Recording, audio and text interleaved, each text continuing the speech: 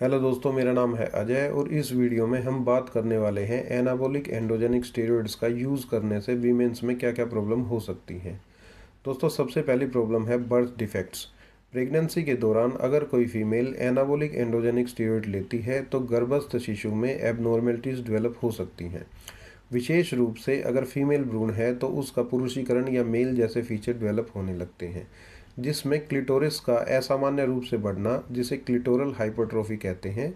इसमें reproductive organ का अस्पष्ट डेवलपमेंट शामिल हो सकता है। इन गंभीर विकृतियों को ठीक करने के लिए रिकंस्ट्रक्टिव सर्जरी की आवश्यकता पड़ सकती है। जो गर्भवती महिलाएं हैं या गर्भ धारण करने की कोशिश कर रही हैं, उन्हें injectable raw powder, pills, cream और स्किन पैचेस आदि का उपयोग करने से बचना चाहिए। हालांकि ये स्टेरॉयड पुरुषों में शुक्राणुओं की संख्या और प्रजनन क्षमता को कम कर सकते हैं, लेकिन यदि कोई पुरुष इन्हें ले रहा हो तो उससे पैदा होने वाले बच्चे में जन्मजात दोष होने का संबंध नहीं पाया गया है। दोस्तों, अब हम बात करेंगे डिस्फोनिया यानी आवाज़ में बदलाव होने के बारे में। एनाबॉलिक एंड्रोजेनिक स्टेरॉइड्स महिलाओं में लैरिंक्स और आवाज़ से संबंधित मांसपेशियों पर एंड्रोजन का सीधा प्रभाव डालते हैं, जिसके कारण आवाज़ भारी होने लगती है। अर्ली चेंजेस में आवाज़ में हल्की भरभराहट, आवाज़ की पिच का ऊपर नीचे होना और बोलते समय आवाज़ की अस्थिरता शामिल हो सकती है। समय के साथ कई मामलों में ये बदलाव किशोर लड़कों की आवाज़ जैसे लग सकते हैं। यदि यह जारी रहे तो आवाज़ स्थायी रूप से भारी और पुरुष जैसी हो सकती है। आवाज़ का भारी होना एक एंड्रोजेनिक इफेक्ट है। टेस्टोस्टेरोन, फ्लुओक्सीमेस्ट्रोन और मेथेंड्रोस्टेनोलोन जैसे अधिक एंड्रोजेनिक स्टेरॉइड्स के यूज़ से महिलाओं में आवाज़ चेंज की अधिक संभावना होती है। यहाँ तक कि हल्के स्टेरॉइड जैसे ऑक्सेंड्रोलोन और नेंड्रोलोन के उपयोग में भी आवाज़ में बदलाव देखा गया है। स्टेरॉइड तुरंत बंद करने से अब हम बात करेंगे बड़े हुए क्लिटोरस यानी क्लिटोरोमेगली के बारे में। मेल और फीमेल रिप्रोडक्टिव सिस्टम का विकास एस्ट्रोजन और टेस्टोस्टेरोन के प्रभाव से होता है। वयस्क होने के बाद भी फीमेल बॉडी मेल हार्मोन्स के प्रति सेंसिटिव रहती है।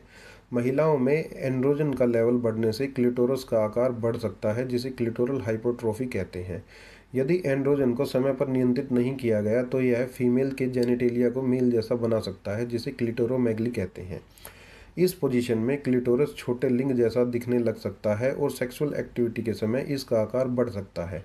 गंभीर मामलों में यह स्पष्ट रूप से लिंग जैसा दिख सकता है। यह एक शर्मिंदगी पैदा करने वाली स्थिति हो सकती है और आमतौर पर इसके लिए तुरंत उपचार की आवश्यकता होती है। महत्वपूर्ण तथ्य यह है कि यह जन्मजात भी हो सकती है या स्टेरॉयड यूज़ के कारण वयस्क अवस्था में भी विकसित हो सकती है। यह स्टेरॉयड की डोज पर निर्भर होती है। ज़्यादा एंड्रोजेनिक स्टेरॉइड्स जैसे टेस्टोस्टेरोन, ट्रेनबोलोन, मिथेंड्रोस्टेनोलोन इस रिस्क को बढ़ाते हैं। कम एंड्रोजेनिक स्टेरॉइड्स जैसे नेंड्रोलोन, स्टेनोजोलोल, ऑक्सेंड्रोलोन अपेक्षाकृत सुरक्षित माने जाते हैं। इसके उपचार के लिए शुरुआती अवस्था में हार्मोन नियंत्रण करने से इलाज हो सकता है। और हम बात करेंगे कि कैसे एनाबॉलिक एंड्रोजेनिक स्टेरॉइड्स फीमेल्स में बालों की वृद्धि करते हैं। एनाबॉलिक एंड्रोजेनिक स्टेरॉइड्स के प्रयोग से फीमेल्स में पुरुषों जैसे बालों की ग्रोथ हो सकती है, जिसे हिर्सुटिज्म कहते हैं। इसमें शरीर के उन हिस्सों पर मोटे और काले बाल उगते हैं जहां सामान्यतः पुरुषों में बाल होते हैं, जैसे चेहरा, छाती, पेट व पीठ पर। इसके ट्रीटमेंट के लिए स्टेरॉइड साइकिल को तुरंत बंद करना चाहिए तथा एंड्रोजन इफेक्ट कम करने वाली दवाएं जैसे स्पिरोनोलैक्टोन, फिनास्ट्राइड का यूज़ कर सकते हैं और ऊपर से स्किन पर केटोकैनाजोल, जो कि एक एंटीफंगल एजेंट है, को लगा सकते हैं। परिणाम धीरे धीरे आते हैं और प्रभाव 1 साल या उससे अधिक समय तक रह सकता है। हेयर रिमूवल क्रीम की भी आवश्यकता पड़ सकती है।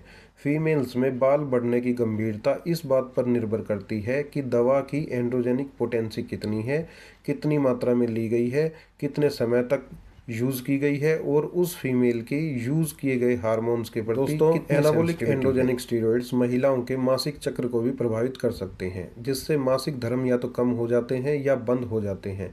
सेक्सुअल फंक्शंस में भी कमी हो सकती है। हालांकि स्टेरॉइड बंद करने के बाद सामान्य मासिक धर्म वापस आ सकता है, लेकिन पूरी रिकवरी में कई महीनों तक लग सकते हैं। कुछ मामलों में लंबे समय तक सेक्सुअल एक्टिविटी भी नहीं हो पाती। दोस्तों, एनाबॉलिक एंड्रोजेनिक स्टेरॉइड्स फीमेल्स में एस्ट्रोजन का इफेक्ट कम करके ब्रेस्ट का साइज भी कम कर देते हैं, जिसे ब्रेस्ट एट्रोफी बोलते हैं। यह ग्लैंडुलर टिश्यूज़ को कम करता है और फाइब्रस टिश्यूज़ को बढ़ाता है। ये बदलाव मेनोपॉज के बाद होने वाले बदलावों जैसे होते हैं। महत्वपूर्ण बात यह है कि यह बदलाव लंबे समय तक बने रह सकते हैं और स्टेरॉइड बंद करने के बाद भी पूरी तरह ठीक नहीं होते। इसलिए फीमेल्स को एनाबॉलिक एंड्रोजेनिक स्टेरॉइड्स के शरीर पर पड़ने वाले गंभीर साइड इफ़ेक्ट के बारे में चेतावनी दी जाती है कि वे इसका यूज़ न करें। दोस्तों, आज के वीडियो में इतना ही। अगले वीडियो में स्टेरॉइड्स के अन्य पहलुओं को डिकोड करेंगे। हमारे साथ बने रहिए। हमारा चैनल सब्सक्राइब कीजिए, लाइक कीजिए और बेल आइकन को दबाना न भूलें। धन्यवाद।